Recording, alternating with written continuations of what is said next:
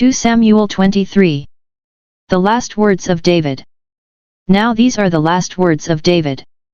The oracle of David, the son of Jesse. The oracle of the man who was raised on high. The anointed of the God of Jacob. The sweet psalmist of Israel. The Spirit of the Lord speaks by me. His word is upon my tongue. The God of Israel has spoken. The Rock of Israel has said to me.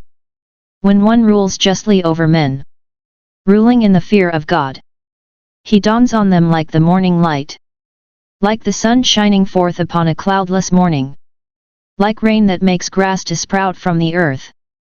Yet, does not my house stand so with God? For he has made with me an everlasting covenant, ordered in all things and secure. For will he not cause to prosper all my help and my desire? But godless men are all like thorns that are thrown away, for they cannot be taken with the hand. But the man who touches them arms himself with iron and the shaft of a spear, and they are utterly consumed with fire. David's mighty men. These are the names of the mighty men whom David had: Joshab-Bas-Heba the Tahkemonite, he was chief of the three, he wielded his spear against 800 whom he slew at one time. And next to him among the three mighty men was Eleazar the son of Dodo, son of Ahohi. He was with David when they defied the Philistines who were gathered there for battle, and the men of Israel withdrew. He rose and struck down the Philistines until his hand was weary, and his hand cleaved to the sword, and the Lord wrought a great victory that day, and the men returned after him only to strip the slain. And next to him was Shammah, the son of Agi the Hararite. The Philistines gathered together at Lehi, where there was a plot of ground full of lentils, and the men fled from the Philistines. But he took his stand in the midst of the plot, and defended it, and slew the Philistines, and the Lord wrought a great victory. And 3 of the 30 chief men went down, and came about harvest time to David at the cave of Adullam, when a band of Philistines was encamped in the valley of Rephaim. David was then in the stronghold, and the garrison of the Philistines was then at Bethlehem. And David said longingly, "Oh, that someone would give me water to drink from the well of Bethlehem which is by the gate." Then the 3 mighty men broke through the camp of the Philistines, and drew water out of the well of Bethlehem which was by the gate, and took and brought it to David. But he would not drink of it, he poured it out to the Lord, and said, "Far be it from me, O Lord, that I should do this. Shall I drink the blood of the men who went at the risk of their lives?" Therefore he would not drink it. These things did the 3 mighty men. Now Abishai, the brother of Joab, the son of Zeruiah, was chief of the 30. And he wielded his spear against 300 men and slew them, and won a name beside the 3. He was the most renowned of the 30, and became their commander, but he did not attain to the 3.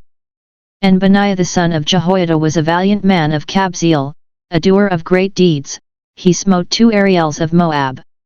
He also went down and slew a lion in a pit on a day when snow had fallen. And he slew an Egyptian, a handsome man. The Egyptian had a spear in his hand, but Benaiah went down to him with a staff, and snatched the spear out of the Egyptian's hand, and slew him with his own spear. These things did Benaiah the son of Jehoiada, and won a name beside the 3 mighty men. He was renowned among the 30, but he did not attain to the 3. And David set him over his bodyguard. Asahel the brother of Joab was one of the 30, Elhanan the son of Dodo of Bethlehem, Shammah of Herod, Elika of Herod, Helez the Paltite, Ira the son of Ikish of Tekoa, Abiezer, of Anathoth, Mabuneh the Hushathite, Zalman the Ahohite, Maharai of Netopha, Heleb the son of Bana of Netopha, Ittai the son of Ribai of Jibah of the Benjaminites, Benaiah of Pirathon, Hiddai of the brooks of Gosh, Abi Alban the Arbathite, Azmaveth of Bahurim, Ilyaba of Shaalban, the sons of Jashan.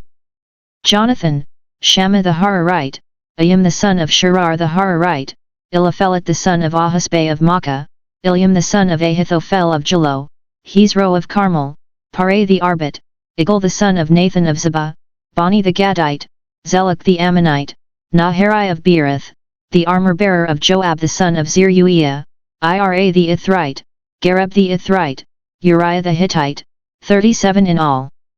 2 Samuel 24.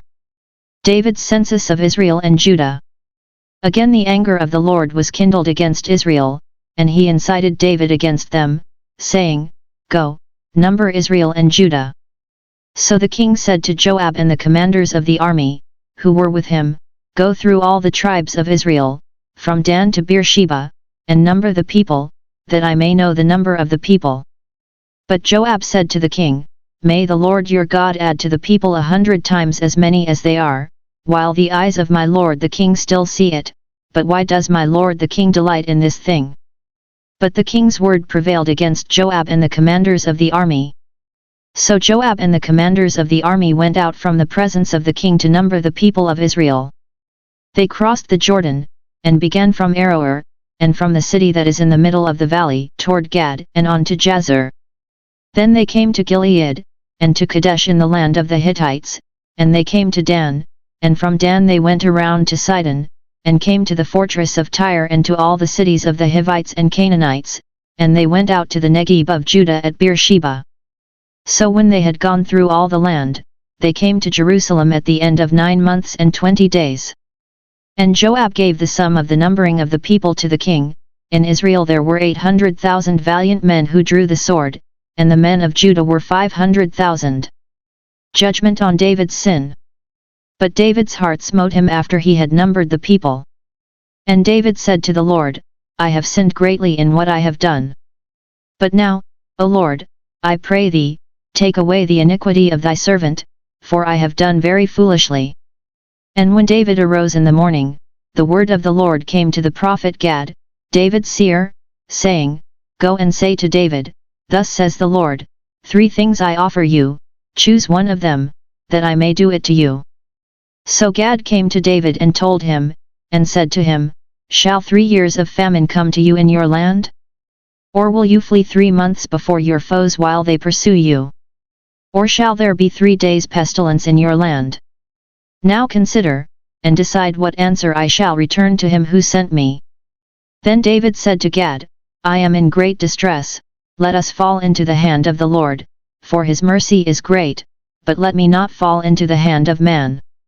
So the Lord sent a pestilence upon Israel from the morning until the appointed time, and there died of the people from Dan to Beersheba 70,000 men.